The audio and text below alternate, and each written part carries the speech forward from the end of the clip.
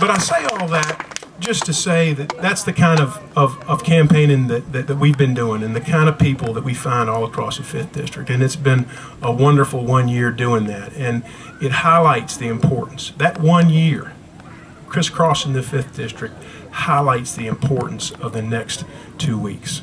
Because people, as we travel across the 5th District, are concerned. They're concerned about the future of this country. They're concerned about jobs. They're concerned about a health care bill that's not going to reduce costs. It's only going to cause costs to skyrocket. They're concerned about a cap and trade bill that would result in 50,000 job losses in Virginia alone. They're concerned about a stimulus package that spends $1 trillion that we don't have and has only resulted in 11,000 lost jobs in the 5th District. In the 5th District, we've lost 11,000 jobs since they signed that first stimulus package. People are concerned about that.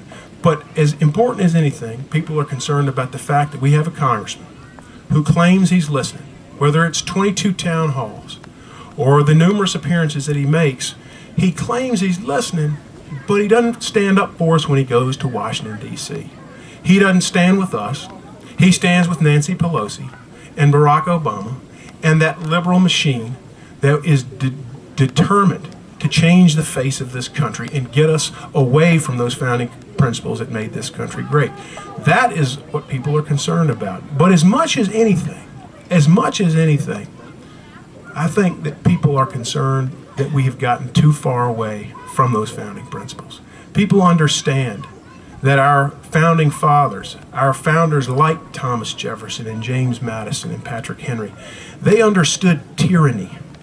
They understood what it was like to be a slave to a monarch. They also understood that at the end of the day, our rights do not derive from any king. They don't derive from any queen. They don't derive from a governor or from a government. They don't derive from man. What our founders understood implicitly was that our rights derive from God Almighty. And that's why they gave us a Constitution that was built the way it was. That's why they infused in that Constitution the separation of powers and gave us a Bill of Rights that would guarantee our individual liberty as against any other person and any other government. That's what they understood. They understood that they had to sacrifice, that it could only be done through sacrifice and a willingness to sacrifice their lives, their fortunes, and their sacred honor. That's what they pledged 236 years ago. That's what they pledged for themselves, but they also pledged it for the future generations. For every generation since that time has enjoyed those blessings of liberty, has enjoyed those protections. And this country has become the greatest land on earth because of that vision and that sacrifice, and because also, and we've got a lot of veterans in here, and I see a few right here, that blessing and that legacy has been preserved because every generation since that time has answered the call. Every generation since that time has been willing to sacrifice their lives, their fortunes, and their sacred honor to defend those principles. And when you look across the Potomac River, I ask you, are these folks concerned about the next generation, or are they concerned about the next election?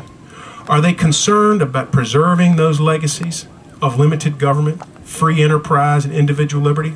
I think not. I think they're more concerned about the next election. That's why our job in the next 2 weeks is so vital.